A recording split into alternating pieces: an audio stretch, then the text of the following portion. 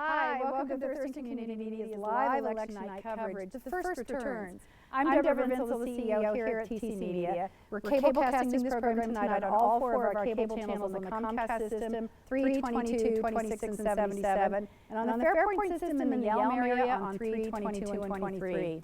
We're also streaming live on the internet. You can find us at tcmedia.org, our website. Look for the live video link and click there. Every year, TC Media teams up with our friends at the League of Women Voters to bring you televised candidate forums and information through our video voters guide so that you can make an informed decision about who you might want to vote for. If you didn't watch them this year before casting your ballot, be sure to look for them next year. So the ballot boxes are now closed, and Thurston County Election Center is busy counting up the ballots that they've received today and before today, and we're going to have those first results soon. But first, we have special guests here in the studio. SPSCC political science professor Peter Rex is going to be here a little later with me to talk about the local Thurston County election scene. But it is my distinct pleasure right now to welcome to the studio Olympia Council member Judy Hankins, Tumwater Council member Ed Hildreth, and outgoing City Council member from Lacey, Virgil Clarkson. So welcome to all of you for being here. It's our tradition to welcome outgoing council members to come talk a little bit about your tenure and the things that you've been excited to be a part of. And you know, we're just thrilled that you would take time tonight, especially because it's kind of a special night to be here with us. So I'm going to start with you, Virgil. You've served on the Lacey City Council for almost 20 years, appointed in 1998 to a one-year term, and then you had to run for election. Or I was appointed to finish an incomplete term, so I right. didn't have to run for another 18 months. Right. So 20 years, you've seen a lot of changes in the city of Lacey in the last absolutely. 20 years. Yes. So what are some of the things that you've been most proud to have your fingers involved in? Well, in those days, Lacey had a tremendous transportation problem. So one of the first things that I was deeply involved with was the one-way couplet, that when we did the roundabouts and made both Pacific and Lacey Boulevard one-way in and out of the city. That was a major effort. We did some major work on Ruddle Road, and we just did some wonderful work on the transportation system. And the next big item was in Hawks Prairie. It has not worked out the way we had planned it, but it's still a working process. So we're working on that. And those are some major items that I am very proud to have been a part of. Great. Julie, you've only been on the Olympia City Council for 6 years? Correct. But it's been a busy 6 years, I'm sure. It has been. So what kinds of things have you been involved with that you're most proud that you've been able to affect? Well, when I came onto the council, the thing that's always interesting about being on a city council is it's not what you do in those 6 years, because you're really building on what's come before and you're preparing the path for what's to come in the future. And so we worked on a shoreline master plan, a comp plan, a downtown strategy. All of those were really important and things we built on and completed during my tenure. But the thing I think I'm probably most proud of is the fact that we've kind of changed how we do public process. We worked really hard to make sure that the community members have a voice in what's going on, and that we check in with them constantly to say, is this working or not working, and then taking their input and using it in our decision making. It's not without challenges. Oh, there are always challenges. I always compared city council to raising children. There's not a lot of instant gratification. It comes later. It comes later. You put all your hopes and dreams into it, and a lot of hard work, and you usually are very lucky to, at the end, get a pretty good product. So Ed, you've served 8 years on the Tumwater Council. Yes. Same question. What are the things you've been involved with that you really feel good about? Well, first of all, I would like to thank the citizens of Tumwater for allowing me to represent them. It's really an honor and a privilege, and I thank them for that privilege of being able to do that. I think one of the things that I am proud of is, we all are aware of the recession that we went through, and it was tough on everybody. Every committee that I served on felt that recession. And I think we learned a lot from it. We came out of it stronger, and I'm proud to have been part of that. To all the city of Tumwater, I believe, is stronger today for it. We're seeing some really exciting things going on now. We learned a lot. So I think I'm proud of that, of being able to bring the committees that I was on, help them, with all the other committee members to come out stronger and have the city stronger and really be prepared for the future. We have some exciting things going on now. The Distillery Center is really exciting. That's a partnership with the government, South Puget Sound Community College, and private enterprise. That's really exciting. That's a great part of our city. So I think that's what I'm proud of, is bringing the committees and the cities out stronger than when we went in. I think that was a good achievement. Well, on the flip side of this coin, I know that you've all probably been involved with some things that didn't work out quite the way you wanted. Are there any things that, I won't say regrets, but are there things that when you look back on your council careers you wish you might have had a bigger impact on? So Julie, you want to maybe start there? Or? You know, I don't know if there's any one specific thing. You always wish you could do more. I mean, you only have a short time to be a steward in this position, and to always remember that it's about getting community needs met. So it's never about your agenda, and it's never about any one thing you want. It's really about getting those community needs met. So there will always be need. So I guess that's the only kind of, not regret, but the only thing that's hard to leave, knowing that there will always be more that needs to be done. Mm-hmm. Do you have anything in particular you wish you could have pushed a little harder on? Well, I think that, you know, it's always a compromise. You always reach for a consensus. And sometimes you feel like you could have achieved more, but you have to get an agreement amongst people. So sometimes it doesn't come out exactly the way you wanted it, but whatever you've achieved, you hope is the best for the citizens. So you always think, well, maybe we could have done a little better next time. So, Virgil, you've got a 20-year career to look back on. Well, Ed alluded to South Puget Sound Community College a moment ago. That was another major issue when the SPSCC decided that they didn't make the decision. They had a college, the remote college that was located on Marvin Road, and that agreement, or the lease agreement, was playing out, and it was supposed to be out of there by 10, but they got it extended to 15. And so the city was working with SPSCC's administration to try to find some property in Lacey for them to purchase and build on. Well, we found a wonderful piece of property right off of Marvin Road. And I say this because prior to getting on council, I was with the Department of Transportation, and the Department of Transportation was trying to get off of Capitol Way.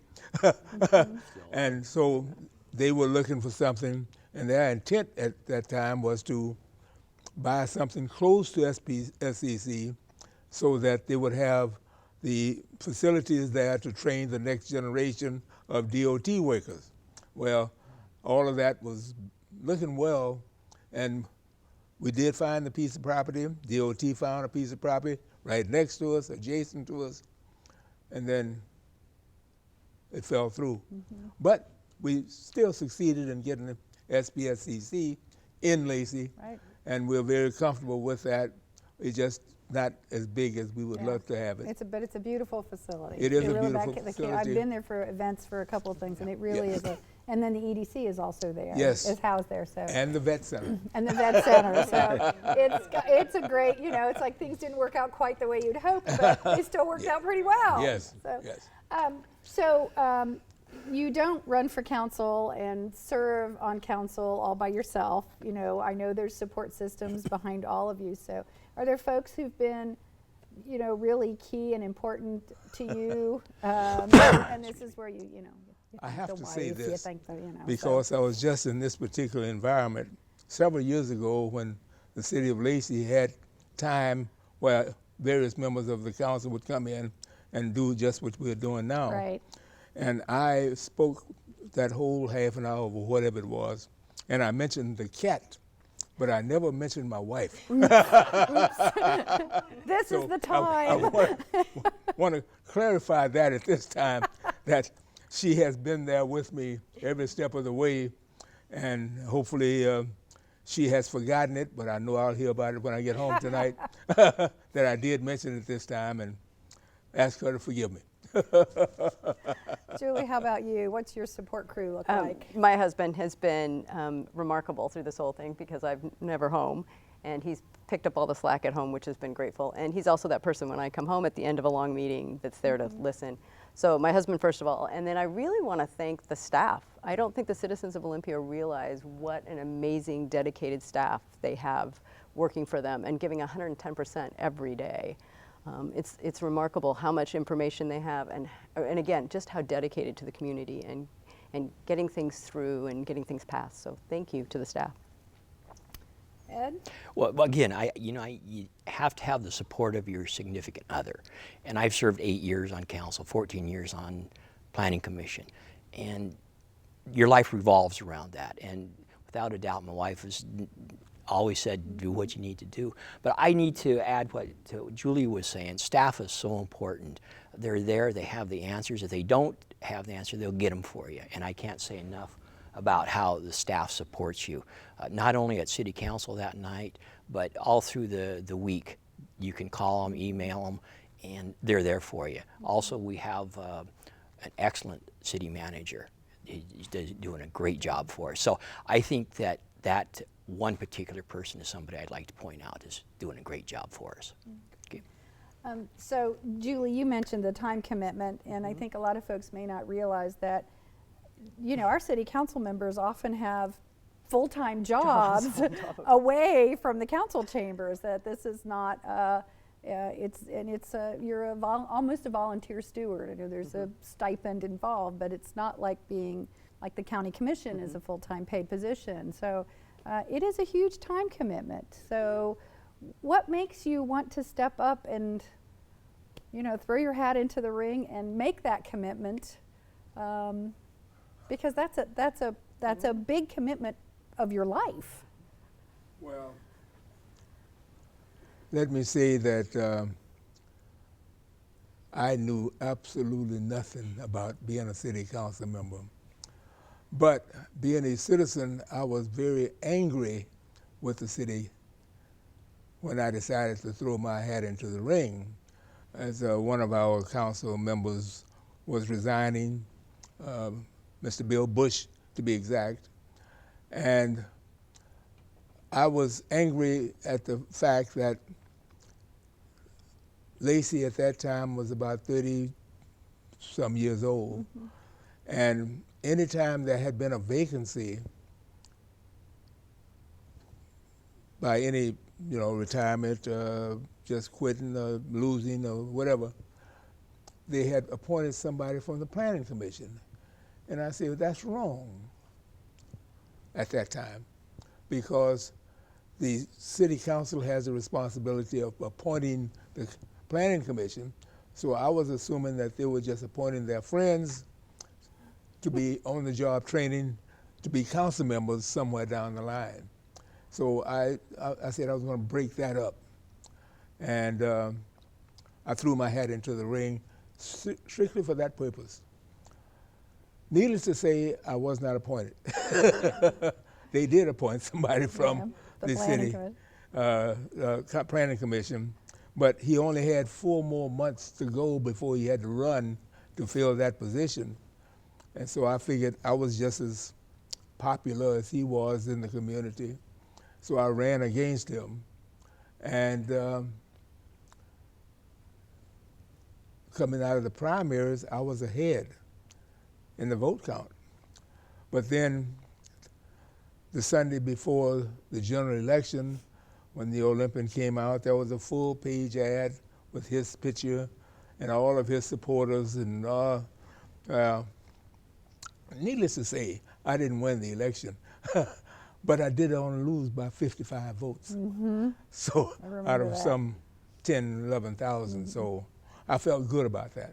And 3 or 4 months after that, another situation arose, and I threw my hat back into the ring, and I was appointed. So the writing was on the wall there.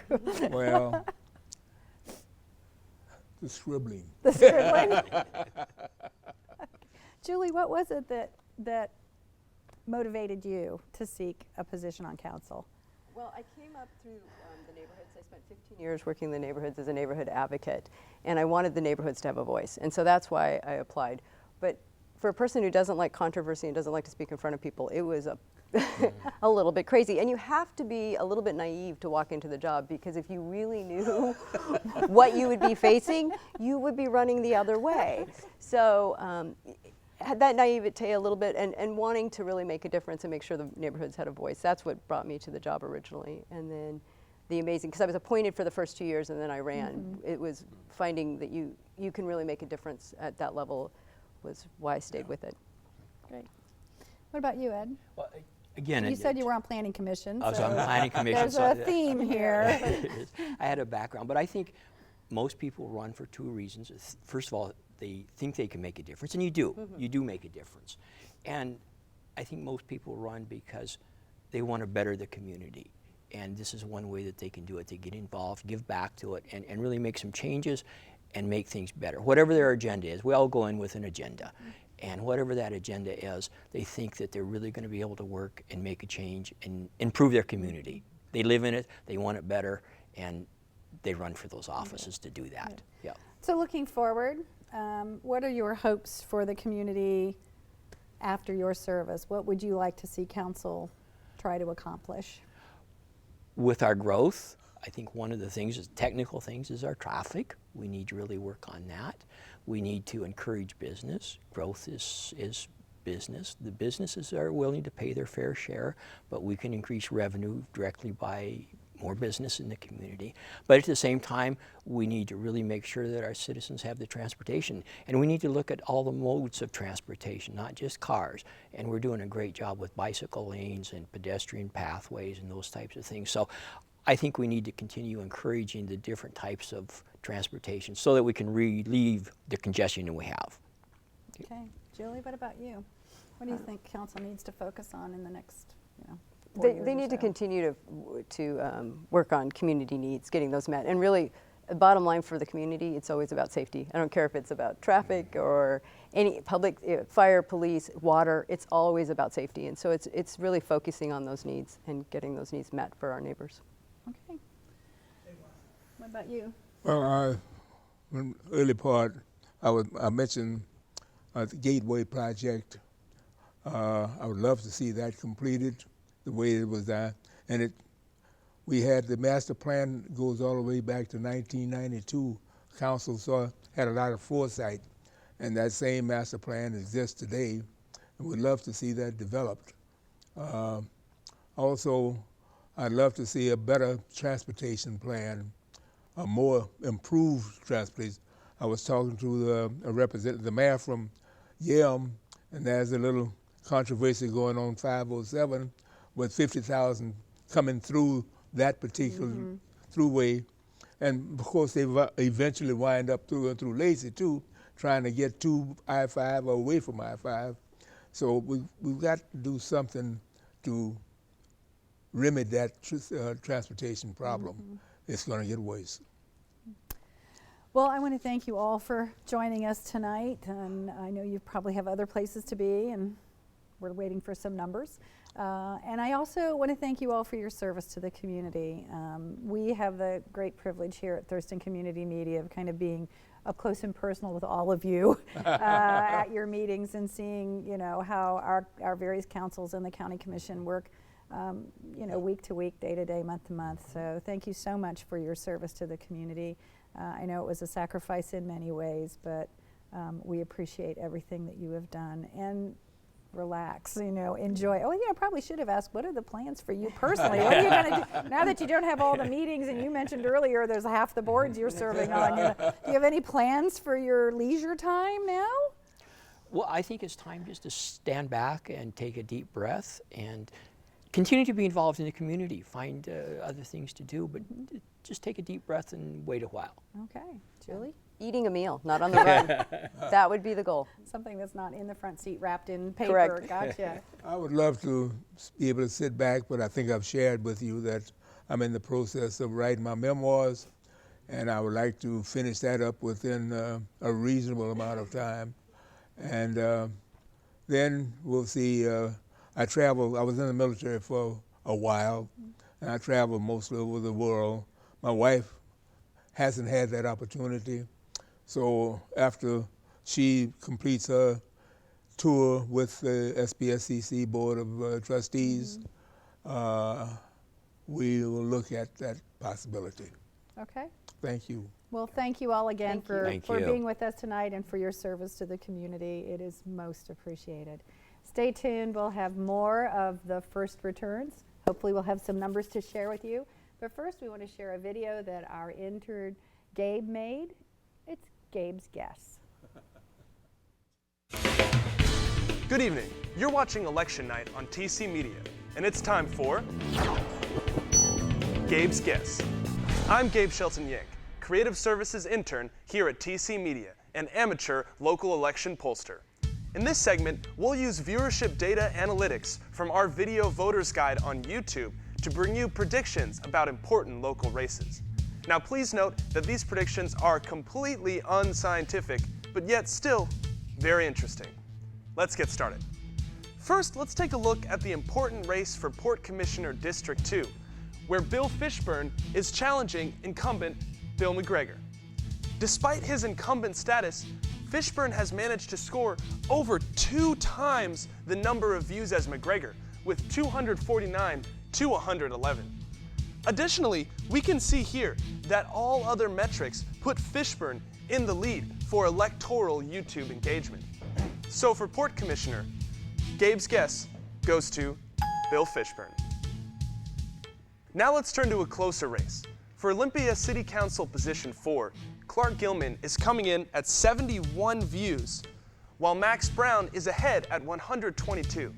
So this race is too close to call just on views alone, but we can take a closer look at the data. Even though Gilman is close in views, Brown has a higher average view duration. People watch his video for longer, and his overall watch time is much higher, 184 to 92. This means that people have spent more time watching his videos. Plus, we can see here that Brown's electoral video share ratio is 4 to 1. So this is a very close race, but in this case, Gabe's guess goes to Max Brown. Next, I want to turn to Olympia School Board Position 4. If you live in Olympia, this is a race you want to follow because the incumbent is not up for re-election this year. We have 2 challenger candidates. On our YouTube channel, Ann Heitkemper leads Hillary Seidel with 173 views to 157.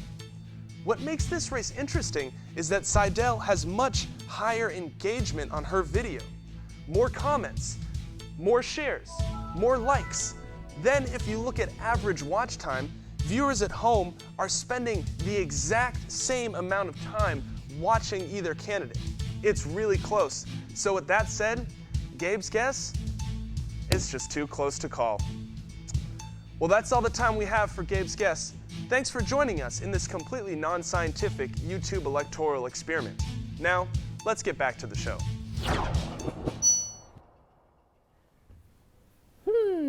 Little election night levity there. That was Gabe's guess. Thanks to Gabe Shelton-Yank, our intern, for producing that. Social media being so important in the political scene these days.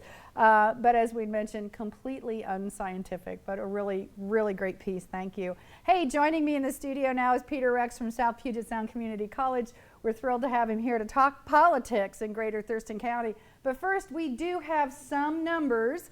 And I'm going to vamp a little bit here to see if our control room's ready to put anything up. Somebody nod, yes, no, maybe. We have some graphics? They're ready. They're ready. Okay, well, let's have them. So in our local city council races, I guess not. Port Commission. We're going to start with the Port Commission race. Bill McGregor with 52%. And Bill Fishburne 47% and a couple of extra percentage points there. That's a close race. This is going to be a little too close to call at this point. We have 2 reform-minded candidates, Fishburne and E.J. Zeta, looking at the future of the marine terminal. And then McGregor is the incumbent, and Gigi McClure is running on also a similar platform. And it looks like right now that we have E.J. Zeta's got a pretty good lead E.J. there. Zeta, the incumbent, winning, the reformer winning on that side, and then the Fishburne-McGregor race is awfully close at this point. Yeah, that was closer, I think, than a lot of people might have expected. Okay, moving on. We now have in Bucota, Alan Carr with 82% of the vote, and that's 63 votes. I love the election results from Bucota. Every vote counts. And Aurora Lopez with 15.8% of the vote.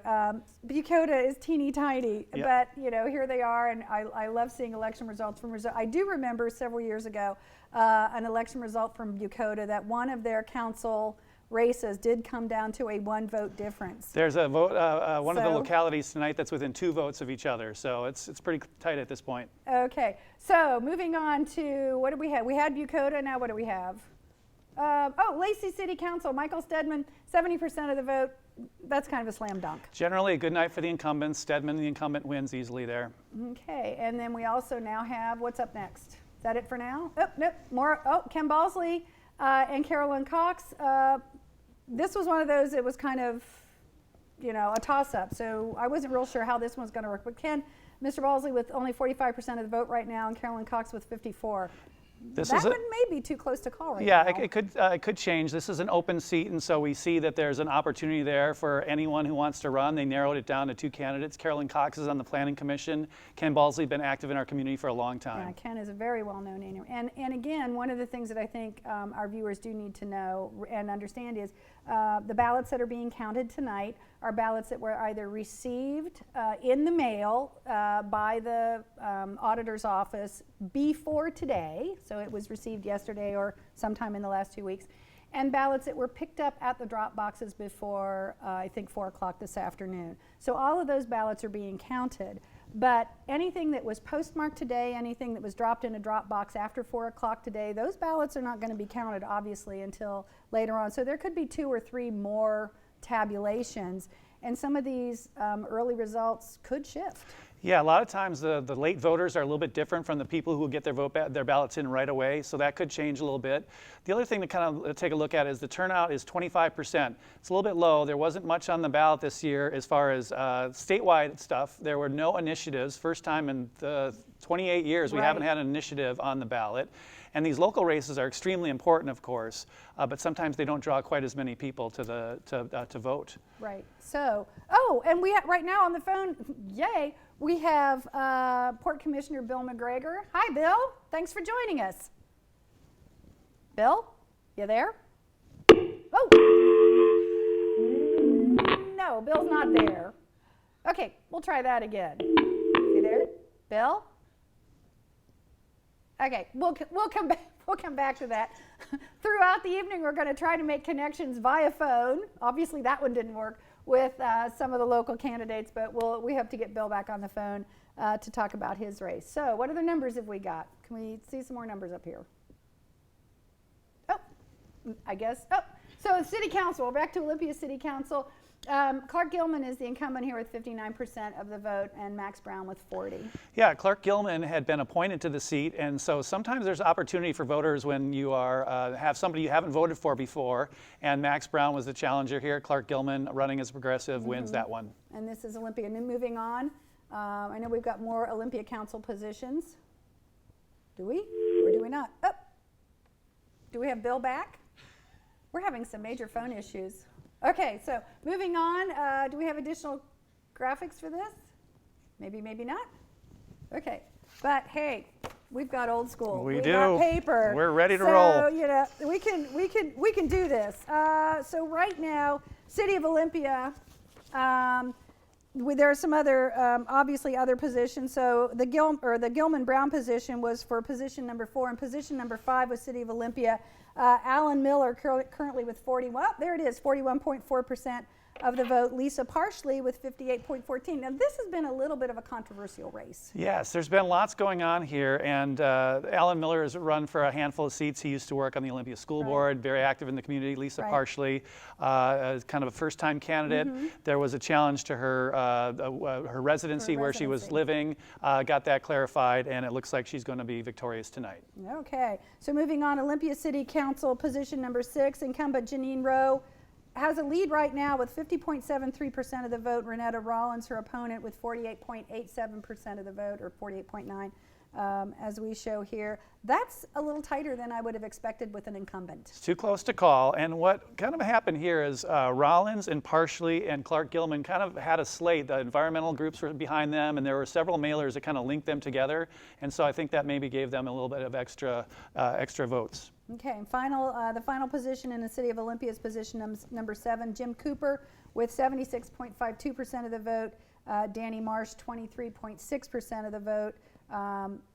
That's a pretty strong lead. Easy victory for the incumbent, Jim Cooper. Both these candidates didn't raise a lot of money, and so it was a pretty low-profile campaign. Okay, so I'm going to ask guys, did we by any chance make that phone call and get that connected? Yes, no, maybe? Ed, yes? Okay, so some of the things that we may not have graphics for, we do have a phone call. Is it with Bill McGregor? It is with Bill McGregor. Hi, Bill, are you there? Hi, Deb. I am. Yay! So glad to hear your voice. Sorry for the technical problems earlier. Hey, so how are things? Well, they're pretty exciting. The initial count looks good at this point, and I don't know how many votes you have left to count. I haven't been able to retrieve that information, but we're over at the hub in Ricardo's and having a good time. So. Right. Well, according to our records here, the first tabulation we got, you currently have 17,283, and Bill Fishburne has 15,596. So 52%, 0.26 for you, and 47.16 for Mr. Fishburne. So, is that what you were expecting tonight? Well, I knew it was going to be a good. It's been a good race. It's been a good campaign. Both of us have worked very, very hard getting out into the community, and I knew it was going to be tight, and I still think it's going to be tight when the final numbers and it gets certified. So, yeah. But in any event, I appreciate Mr. Fishburne's approach. We met early on and agreed we'd take the high road, and I think we were effective in doing that. I've seen several of the candidate forums that you and Mr. Fishburne appeared at, and I think you were successful at that. So I'm sorry, I didn't hear that. I said I've seen several of the candidate forums that you and Mr. Fishburne both attended, and I do think that you were successful in that, in taking the high road. So yeah, I think that's important. So I know a candidate takes a lot of, a campaign takes a lot of people. Are there some folks you want to thank while you have a chance? Well, I had a great campaign team. Phil Schulte was my campaign manager, Claudia Kuykendall, my treasurer. I just want to thank all of them. Frank Gorecki was in charge of signs. We had about 7 people that I could not have pulled it off without their help. And, of course, I appreciate the support of the many organizations and the elected officials in the community that endorsed me, as well as the vote of the people. And hopefully this will prove out, and I'll be back in January. Okay, well, there are going to be a couple more counts. We want to thank you for joining us tonight. Go back and enjoy the time. It sounds like you might be at a party. So we are. Yeah, so go have fun with the folks you're with, and we'll keep an eye on how this turns out over the next couple of days, because there are a few more counts to come yet. Yep, very good. Thanks a lot. Thanks for joining us, Bill. Appreciate all the coverage. Have a good evening. Take care. Bye. Okay. Yay. And thumbs up to the crew in the control room for getting the technology worked out. That sometimes technology is a wonderful thing until it isn't. Well, and campaign parties, sometimes it's hard to reach people and hear and kind of keep that all connected too. So that's a good job. We greatly appreciate that. So, what have we? Oh, so in Rainier, here's another one of our smaller communities, the Rainier Mayor's position. Robert Shaw with 58.4% of the vote, and Ron Kemp with 40.8% of the vote. He was serving as the incumbent, and so another incumbent wins again. Not a surprise there. So moving on, we've got the next. Oh, Tumwater. Well, here we go. Pete Kemet, 81.2% of the vote. Chris Ward, 18.6%. This was not a surprise to me.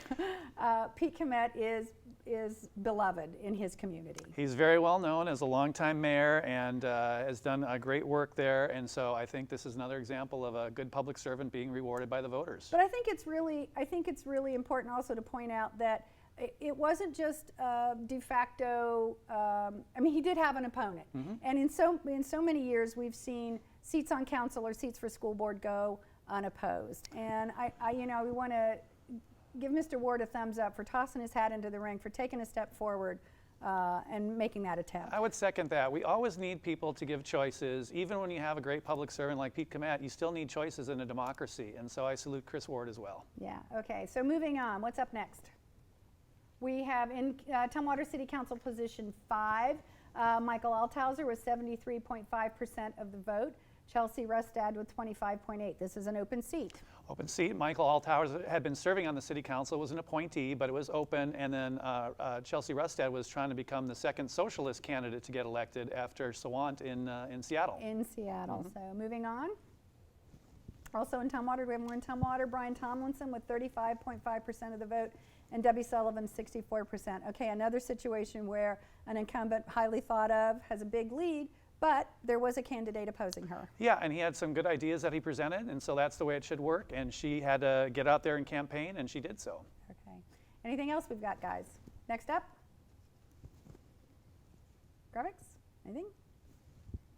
Okay, well, this might be a really good time to take a little break. You're watching TC Media's live election night coverage. We're not taking a little break. We've got a phone call. Okay. We do sign language here in the studio, so we have a phone call. And who are we talking to? The mystery. We've got the Yell Mayors contest. We have the Yell Mayors. Things are just a little discombobulated here. Okay, in the Yell Mayors contest, we have Joe DePinto with 46.6% of the vote, J.W. Foster with 52.6% of the vote. All right. Yeah, this is going to be a close race. I have several students who are from Yale, and they are telling me that this is going to be a highly contested race. We have J.W. Foster, who was had been appointed mayor fairly recently, and then Joe DePinto, who serves on the city council there, running for mayor as well. Again, this is a small community, and the percentages don't really tell the whole story because it's just 50 votes or so separating them. Correct. And if you get a couple hundred more votes in, and the late votes sometimes vote a little bit differently than the early votes, it can shift places. Okay, what's up next? Now we're going to take a break. You're watching TC Media's live election night coverage. The first returns. We're cable casting on all of the TC Media channels, channels 3, 22, 26, and 77 on the Comcast system, and in Yelm on Fairpoint on channels 3, 22, and 23. Stay tuned. We'll be right back after this. Down the drain, and then what? Wastewater from your home or business flows through pipes to a treatment plant or a septic system where it is cleaned before the water returns to the environment. What you flush matters. You can help protect water quality and your pipes by watching what you flush.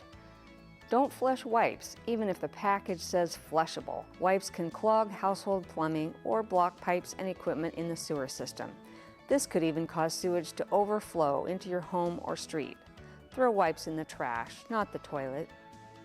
Kitchen grease can also cause big problems in your plumbing and in the sewer system. Keep fats, oils, and grease from going down the drain. Instead, pour grease into a can or jar and put it in the trash. Unused medications, take them to a secured drop-off site at the Thurston County Courthouse or the Lacey or Tumwater Police Departments. This keeps drugs out of the wrong hands and helps protect water quality. To learn more, visit lockcleanwater.org. This month on Thurston County Connection, we are visiting with some local groups and individuals helping those in our community.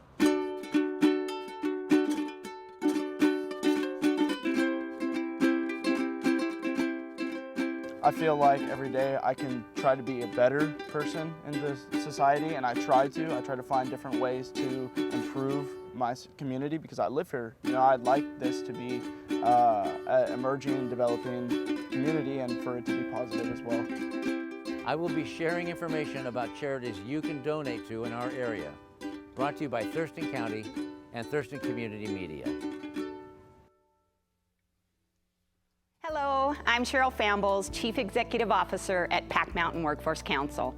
At Pack Mountain and at workforce centers across the region, our work is about finding workforce solutions for job seekers, for those building careers, and for the business and industry that will employ those workers. Workforce centers are filled with professionals who will listen to what you need and can help you build a plan to become more competitive in today's job market. If you've never worked, if you're struggling to find work, and if you want to upgrade your skills, we can probably help you. Our local economy needs your contributions. We work with employers to grow and expand their businesses by helping them get the workers they need. Our many partners are dedicated to enhancing economic success, one person, one business at a time. In the last few years, there have been many changes in the job market, and whether you are the seeker or the employer, we can help. Visit WorkSourceWA.com or come into the WorkSource Center to find the help you need today.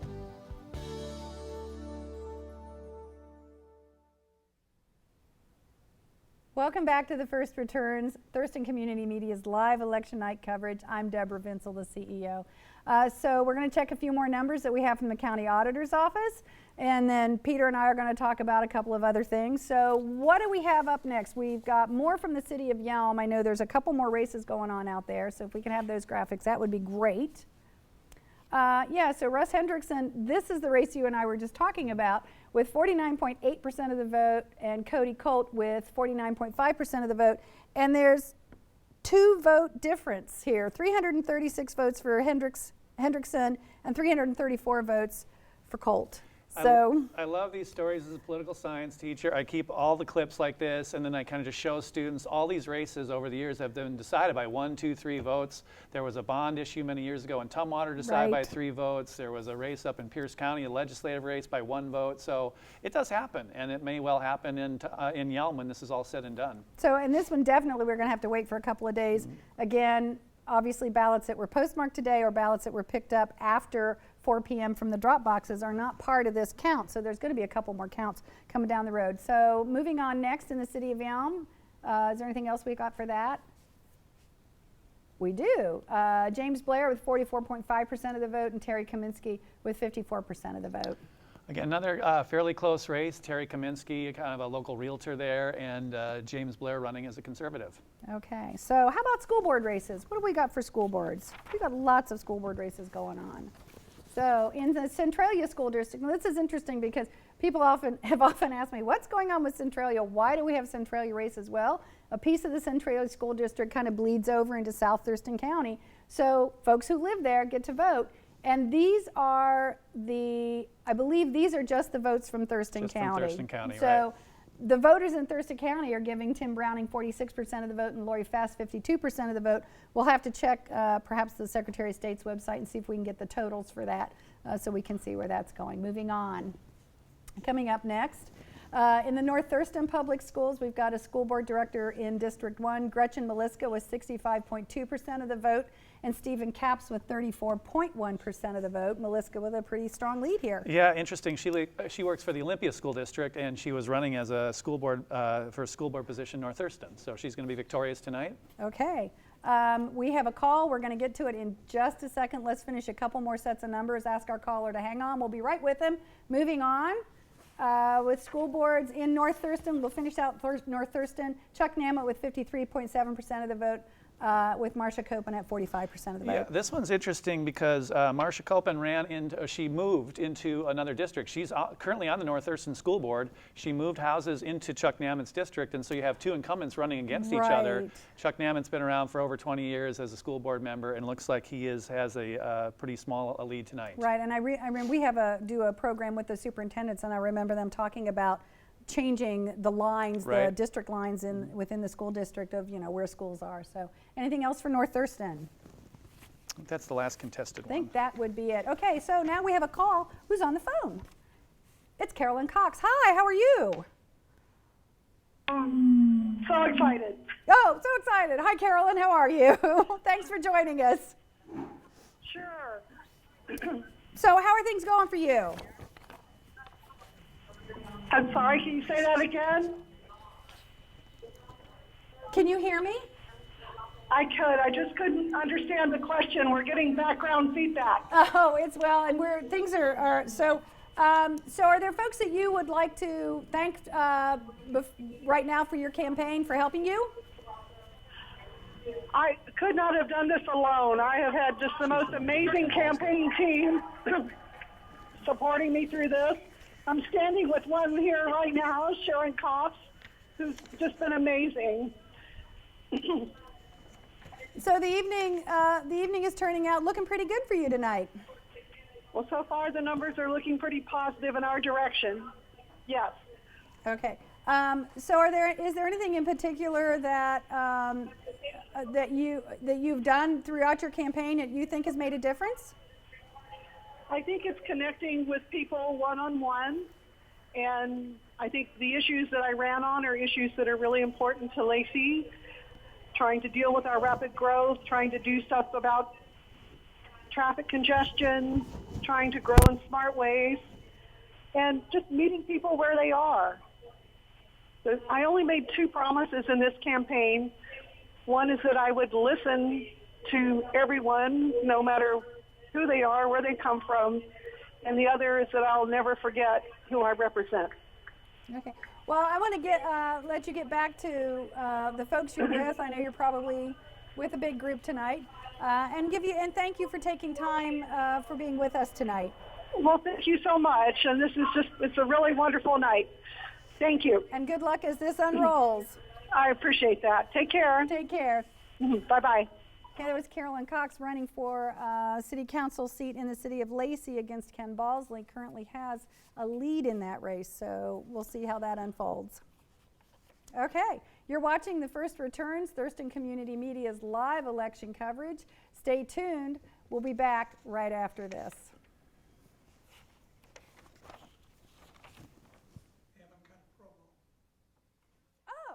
What?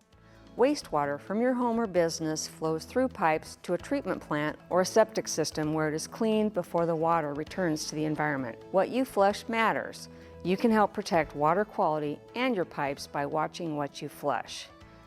Don't flush wipes, even if the package says flushable. Wipes can clog household plumbing or block pipes and equipment in the sewer system. This could even cause sewage to overflow into your home or street. Throw wipes in the trash, not the toilet. Kitchen grease can also cause big problems in your plumbing and in the sewer system. Keep fats, oils, and grease from going down the drain. Instead, pour grease into a can or jar and put it in the trash. Unused medications, take them to a secured drop-off site at the Thurston County Courthouse or the Lacey or Tumwater Police Departments. This keeps drugs out of the wrong hands and helps protect water quality. To learn more, visit lotcleanwater.org. This month on Thurston County Connection, we are visiting with some local groups and individuals helping those in our community.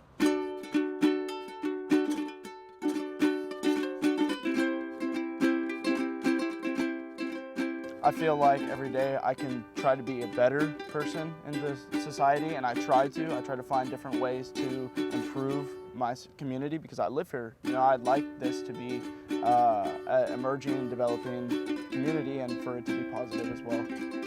I will be sharing information about charities you can donate to in our area. Brought to you by Thurston County and Thurston Community Media. Hello, I'm Cheryl Fambles, Chief Executive Officer at Pack Mountain Workforce Council. At Pack Mountain and at WorkSource centers across the region, our work is about finding workforce solutions for job seekers, for those building careers, and for the business and industry that will employ those workers. WorkSource centers are filled with professionals who will listen to what you need and can help you build a plan to become more competitive in today's job market. If you've never worked, if you're struggling to find work, and if you want to upgrade your skills, we can probably help you. Our local economy needs your contributions. We work with employers to grow and expand their businesses by helping them get the workers they need.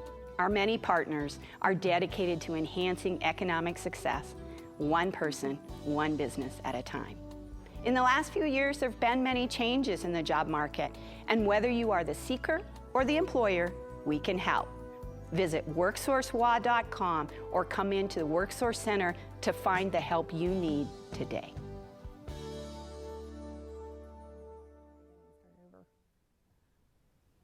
Welcome back to The First Returns of Thurston Community Media's live election night coverage. I'm Deb Vinsel, the CEO here at Thurston Community Media.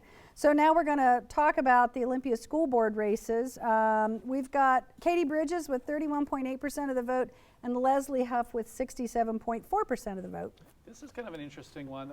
All the candidates running in the Olympia School District were really highly qualified, and I think the community was served well by these candidates. But in this one, Katie Bridges got together with Leslie Huff and decided that Leslie Huff would do a pretty good job, and she backed out and said, I'm kind of throwing my support to Leslie Huff.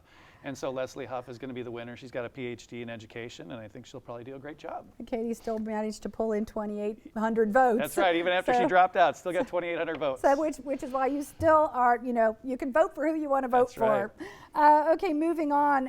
In Olympia School Board District 4, Hillary Seidel and Ann Heitkamper. Seidel with 50.5% of the vote, Heitkamper with 48.9. This is pretty close. Very close race. Hats off to Gabe for predicting this one. It's too close to call. Your intern got that right. And my students at school, I have a mock election there, and these two candidates were exactly tied with my students. So this one's too close to call, and it's an interesting race to watch. Do you know what it is about these two that has resonated so evenly with the electorate? It's an open seat, and Hillary Seidel is a parent of a student at Lincoln Elementary School. Ann Heitkamper is a South Puget Sound Community College teacher, so both highly qualified, and I think they both ran well-organized campaigns, and we'll see where it leads. Okay, and the next one, District 5, this is another really, really close one for District 5 Olympia School District.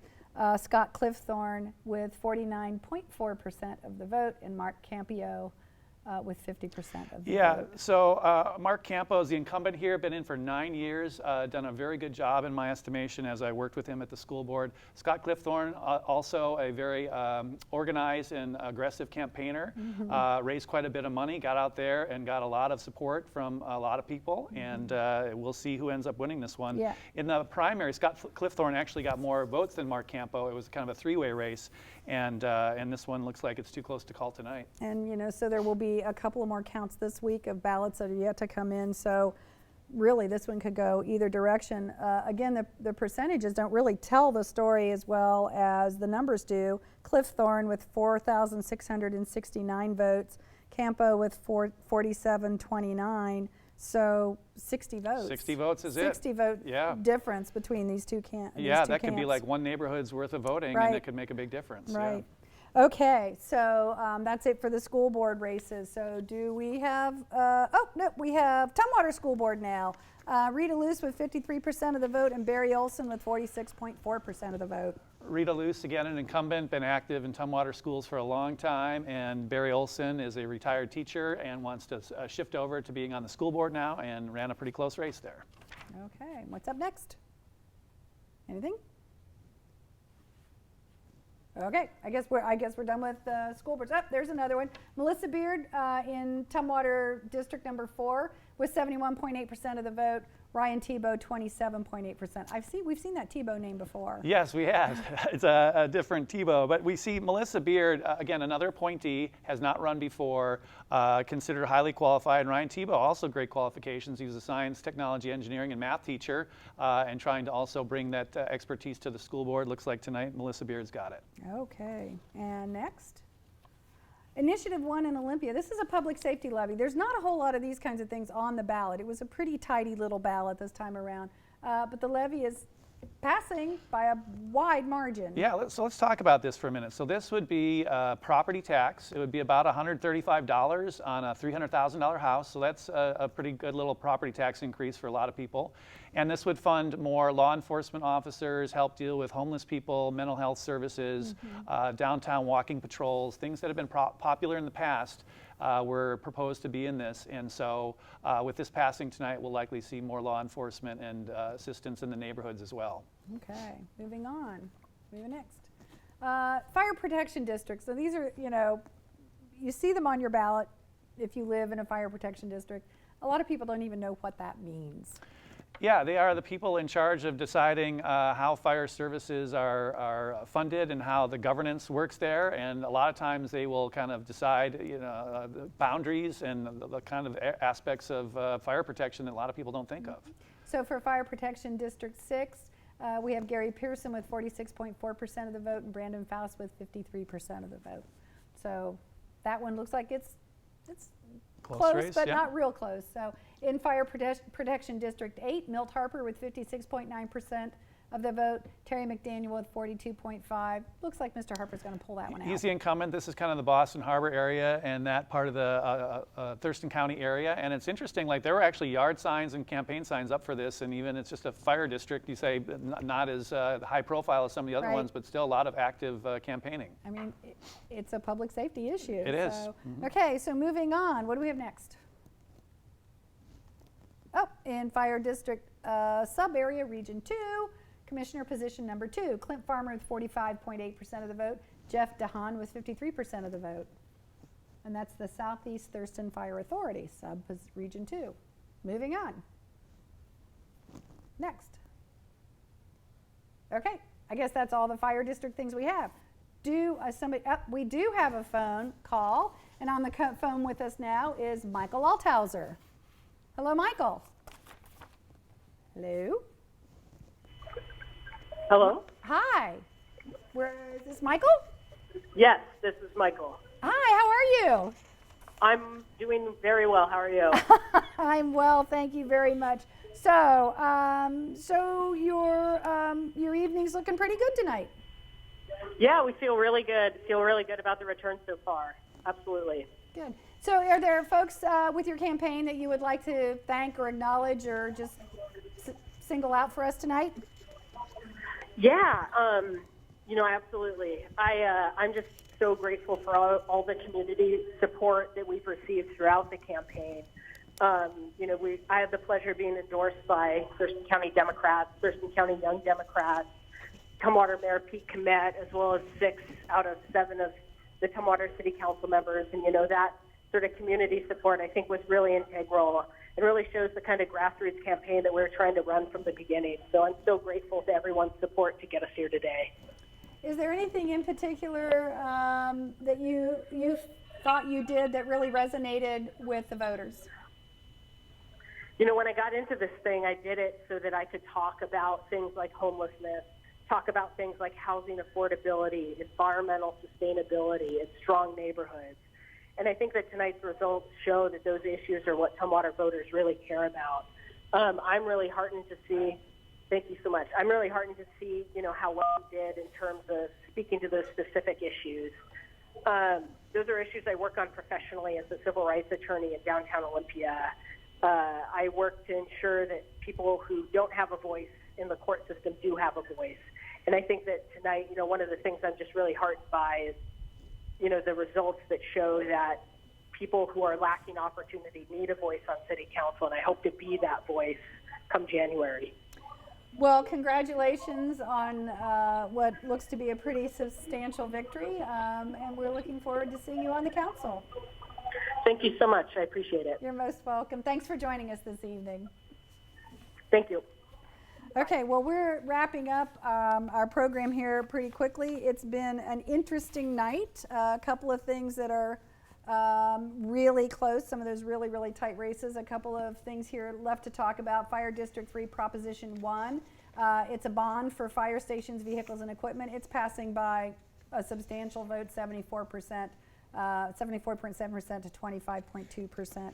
So people will pay for things that keep them safe.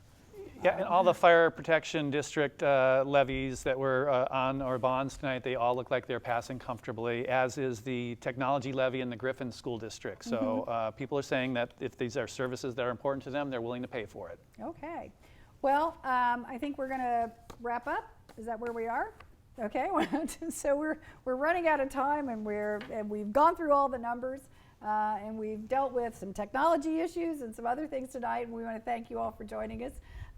You've been watching the first returns here at TC Media Live Election Night. I want to thank Peter Rex from South Puget Sound Community College for being with us tonight to talk about our local election scene. Remember, every year we team up with a League of Women Voters, and you can learn about candidates and issues facing our community before the elections with the videos that we put together. So we encourage you to watch those before you cast your next ballot, and it's only a year away. Coming right up. It's only a year away. So for all of us here at Thurston Community Media, I'm Deb Vinsel. For our volunteers and staff, for Peter and our guest earlier, thanks for watching. Congratulations to the candidates who are coming out on top tonight. But like I said, we've still got some really tight races to keep an eye on. And thank you all for voting. We'll see you next year.